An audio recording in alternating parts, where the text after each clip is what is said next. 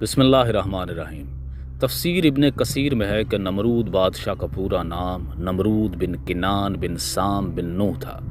اس کا پایا تخت بابل تھا، اس لیے دماغ میں رعونت اور انانیت آ گئی تھی۔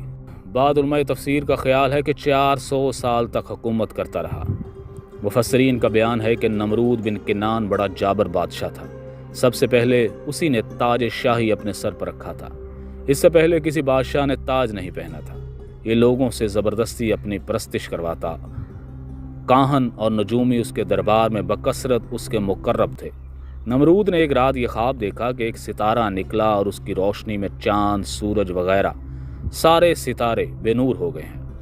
کاہن اور نجومیوں نے اس خواب کی یہ تعبیر بتائی کہ ایک فرزند ایسا ہوگا جو تیری بادشاہی کے زوال کا سبب بنے گا۔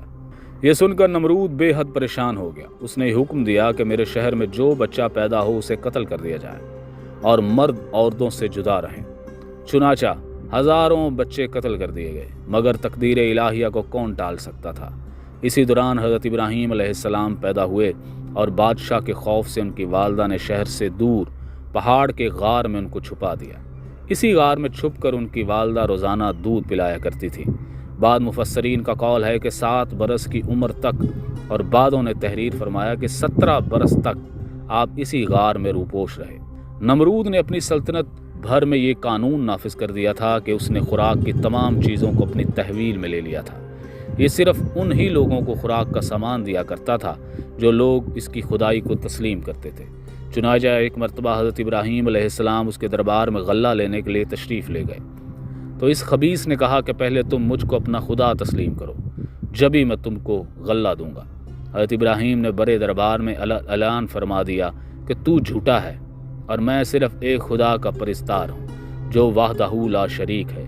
یہ سن کر نمرود آپے سے باہر ہو گیا اور آپ کو دربار سے نکال دیا اور ایک دانہ بھی نہیں دیا۔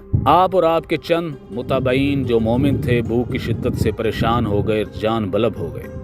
اس وقت آپ ایک تھیلا لے کر ایک ٹیلے کے پاس تشریف لے گئے اور تھیلے میں ریت بھر کر لائے اور خداوند قدوس سے دعا مانگی کہ وہ ریت آٹا بنا دے، اور آپ نے اس کو اپنے متبعین کو کھلایا، خود بھی کھایا۔ پھر نمرود کی دشمنی اس حد تک بڑھ گئی کہ اس نے آپ کو آگ میں ڈلوا دیا، مگر وہ آگ آپ پر گلزار بن گئی اور آپ سلامتی کے ساتھ اس آگ سے باہر نکل آئے اور اعلان نمرود کو جھوٹا کہہ کر خدائے وحدہ لا شریک کی توحید کا پرچار کرنے لگے۔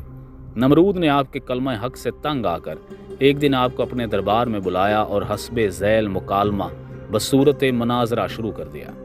نمرود، اے ابراہیم بتاؤ تمہارا رب کون ہے جس کی عبادت کی تم لوگوں کے دعوے دار ہو؟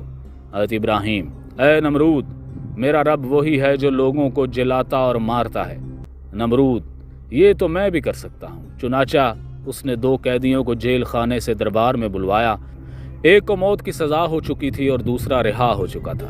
نمرود نے پھانسی پانے والے کو تو چھوڑ دیا اور بے قصور کو پھانسی دے دی اور بولا کہ دیکھ لو، جو مردہ تھا میں نے اس کو جلا دیا اور جو زندہ تھا میں نے اس کو مردہ کر دیا۔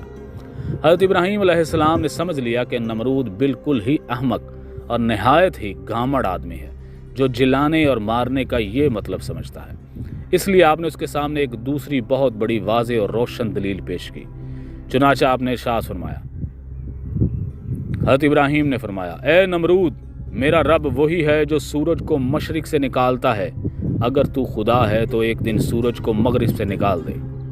حضرت ابراہیم علیہ السلام کی یہ دلیل سن کر نمرود مبہوت و حیران رہ گیا اور کچھ بھی نہ بول سکا۔ اس طرح یہ مناظرہ ختم ہو گیا اور حضرت ابراہیم علیہ السلام اس مناظرے میں فتح مند ہو کر دربار سے تشریف لے گئے اور توحید الہی کا وعظ اعلان فرمانا شروع کر دیا۔ قرآن مجید نے اس مناظرے کی روداد ان الفاظ میں بیان فرمائی ہے، اے محبوب، کیا تم نے دیکھا نہیں اسے جو ابراہیم سے جھگڑا اس کے رب کے بارے میں، اس پر کہ اللہ نے اسے بادشاہی دی، جبکہ ابراہیم نے اس سے کہا کہ میرا رب وہ ہے جو جلاتا اور مارتا ہے۔ بولا، میں جلاتا اور مارتا ہوں۔ تو ابراہیم بولا، اللہ سورج کو لاتا ہے مشرق سے، تو اسے مغرب سے لے آ۔ تو ہوش اڑ گئے کافر کے، اور اللہ راہ نہیں دکھاتا ظالموں کو۔